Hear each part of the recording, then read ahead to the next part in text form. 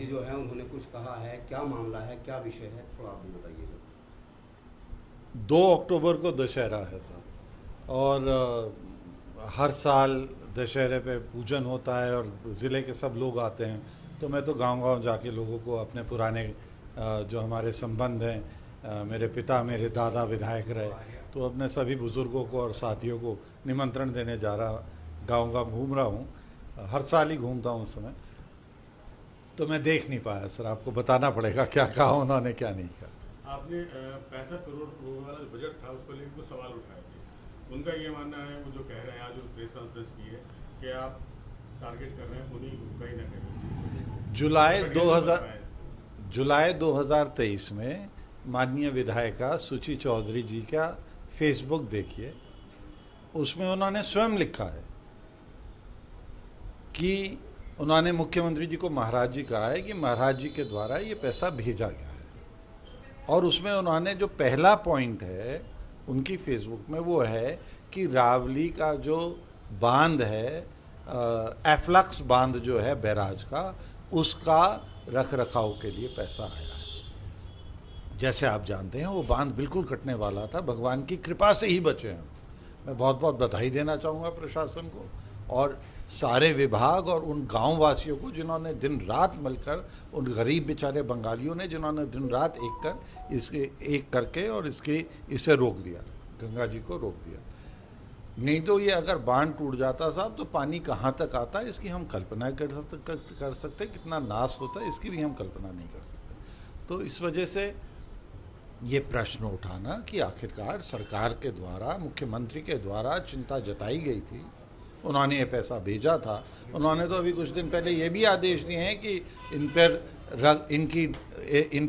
इनकी निगरानी की जाए, जितने भी डैम हैं हमारे, जितने भी बांध हैं हमारे, इनकी निगरानी रखी जाए, कहीं ये कहीं टूट ना जाए।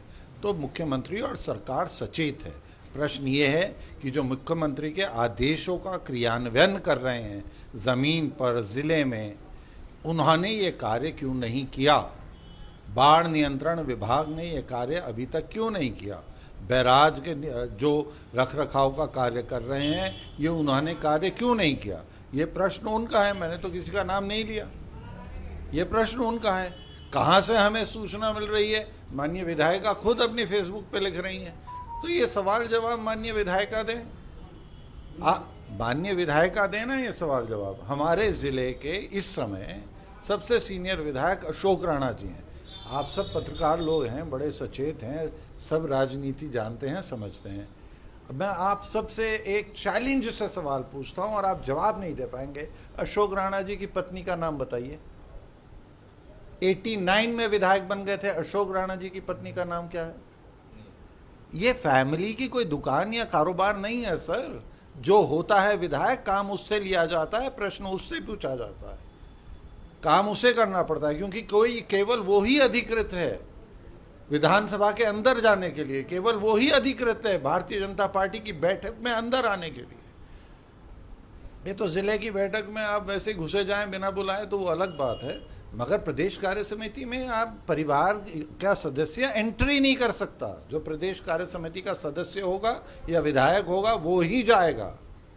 तो ना ये पार्टी की परंपरा है, ना ये सरकार की परंपरा है कि सारा परिवार बोलने लगे। तो आप ये कह रहे हैं कि विधायक प्रतिवाद प्रेस कॉन्फ्रेंस नहीं करनी चाहिए? सबको करनी चाहिए, मगर वो आप खुद ही जवाब दे रहे हैं कि वो प्रेस कॉन्फ्रेंस इसलिए कर रहे हैं क्योंकि वो पति हैं।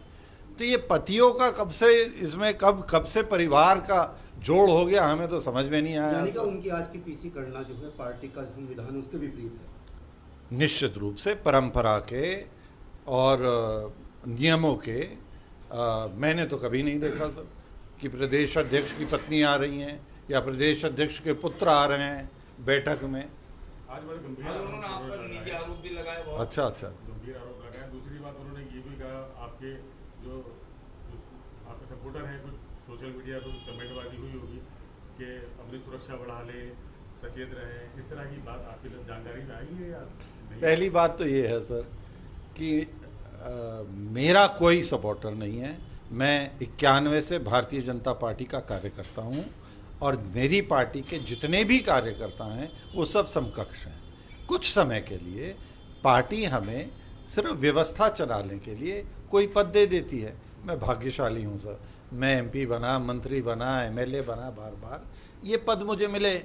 जब नहीं होते तो हम सब समकक्ष कार्यकर्ता हैं, हम में से कोई बड़ा नहीं है, कोई छोटा नहीं है। कुछ दिनों के लिए सिर्फ व्यवस्था के लिए हमें बड़ा मान लिया जाता है, केवल व्यवस्था चलाने के तो लिए। क्या आप सुरक्षा मेरा बढ़ाने के- कोई कार्यकर्ता नहीं है सर, हम सब भारतीय जनता पार्टी के कार्यकर्ता हैं, और केवल भारतीय जनता पार्टी के कार्यकर्ताओं को नहीं, ये तो हर बिजनौर के वोटर को, हर जिले के वोटर को, हर प्रदेश के निवासी को ये हक है कि वो पूछे कि ये 65 करोड़ रुपया जो माननीय मुख्यमंत्री जी ने यहाँ के गरीब किसानों के लिए भेजा था, उनकी भूमि कट रही है, उनकी कृषि भूमि कट रही है, उनके घर बह जाते हैं, उनके गांव बह जाते हैं कट कट के, ये क्यों नहीं लगा? कार्य के नाम पर हमें दिखाया जा रहा है एक प्लास्टिक की चद्दर, वो फट चुकी है, 1 साल पहले लगी थी, अभी फट गई है। उसे कह रहे हैं ये जियो ट्यूब है। साहब कुछ ही नाम दे दीजिए, वो फटी क्यों 1 साल में?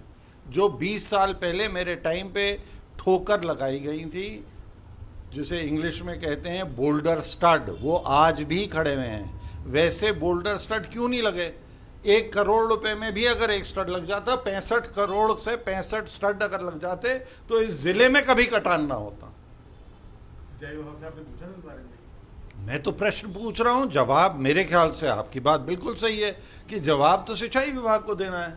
ये बेचारे बीच में ये क्यों उलझ गए? क्या बात है? कोई दाल में काला है क्या सर? आप ही बताएंगे। मैं क्यों बताऊं सर? मैं तो प्रश्न पूछ रहा हूं, मैं आपसे बिल्कुल सहमत हूं। उत्तर तो सिंचाई विभाग भी नहीं, सिंचाई विभाग के बाढ़ खंड द्वारा आना चाहिए था। ये बाढ़ खंड का काम है, सिंचाई का नहीं है। ये तो सिंचाई विभाग के जो बाढ़ नियंत्रण का काम है, उसमें जो अधिकारी हैं, कुछ मुरादाबाद में बैठते हैं, कुछ धामपुर में जो यूनिट है वो मेरे ही द्वारा खुलवाया गया था जब मैं मंत्री था, ये उन्हें देना चाहिए जवाब।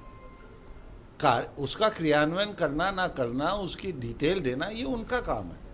विधायक जी का ये कहना है, विधायिका जी का, कि ये 65 करोड़ तो इस तटबंध के लिए आया ही नहीं था, एमपी साहब को तो ये पता ही नहीं है। सही बात है, मगर उन्होंने ही अपनी फेसबुक में लिखा है, मैं आपको अभी भेज देता हूँ उनकी फेसबुक का लिखा हुआ, उनसे पूछिए या बताइए कि कृपया करके ऐसी सूचनाएं देके हम हमारे ज़िले की सीधी सी जनता को ऐसे भ्रमित ना करें।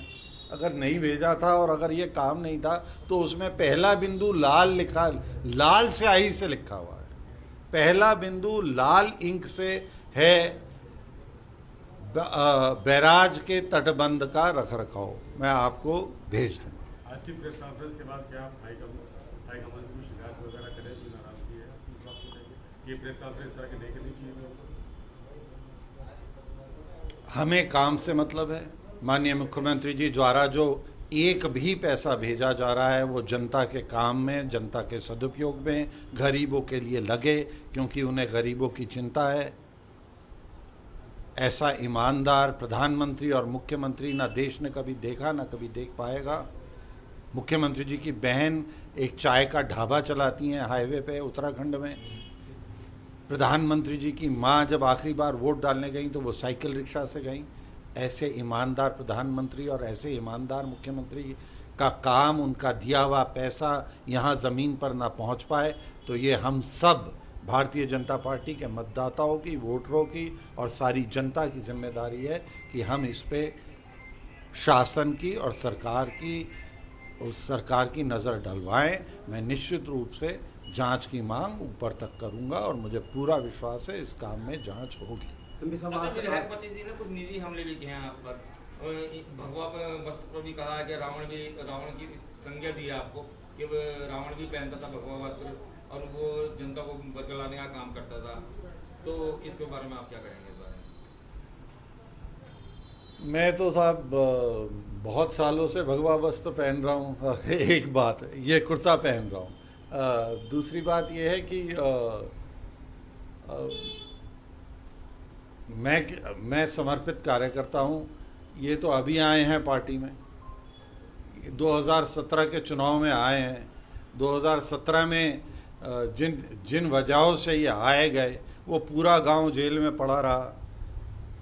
आज भी इनसे चंदा वसूला जाता है वकीलों को पैसे देने के लिए। वकील कौन है ये भी सबको पता है। वो इस बात पे भी है ना। गांव वालों से पूछिए साहब, जो जेल में भी पड़े रहे 3 साल तक और चंदा भी जमा कर करके इन्हें देते रहे, इनकी बेल हो गई और गांव वाले अंदर ही पड़े रहे हैं जी।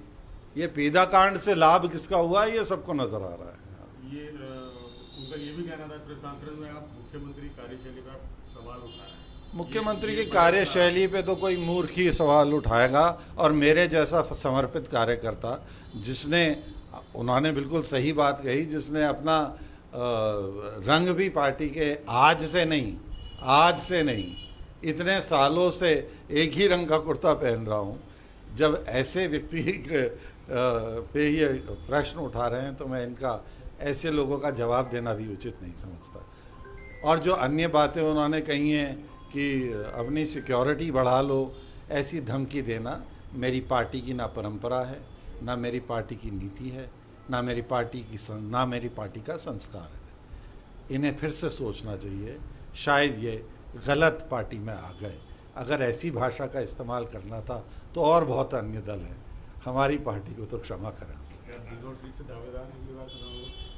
ये तय हाईकमान करेगा। हमारा काम अपनी पार्टी की नीति रीति नीचे तक पहुंचाना है। पार्टी के द्वारा भेजा गया जो धन है वो घर घर तक पहुंच पाए, जन जन तक पहुंच पाए, इसकी चिंता हम निरंतर करते रहेंगे। दावेदारों की लिस्ट में आपका नाम होगा या नहीं? ये भी पार्टी तय करेगी। दावेदार चाहे जितने बन जाएं सर, टिकट किसे मिलेगा ये हाईकमान तय करता है, सेंट्रल पार्लियामेंट्री बोर्ड तय करता है जो कि दिल्ली में बैठता है।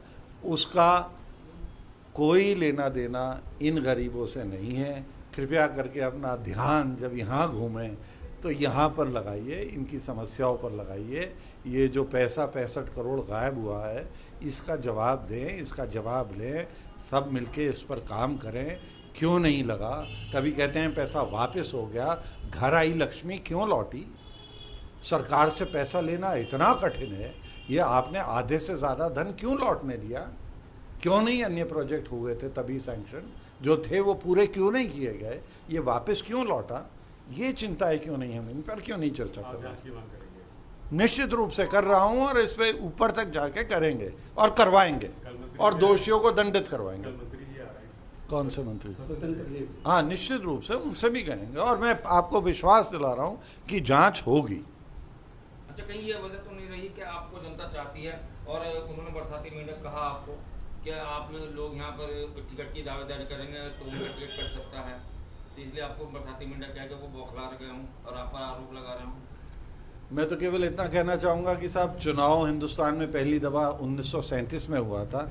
वो चुनाव मेरे दादाजी जीते थे, उसके बाद बार बार मेरे पिताजी जीते हैं और उसके बाद मैं भी जीता हूँ। MP भी रह ली है, मंत्री भी रह ली है, विधायक भी रह ली है। आपके जो ज़िला का पुरातत्व अभिलेखन है उसके मुताबिक सहारनपुर का किला 400 साल पहले बन गया। अगर ऐसे पुराने इस ज़िले के रहने वालों को भी बरसाती मेंढक कहा जा रहा है तो आपकी परिभाषाओं का बहुत बहुत धन्यवाद।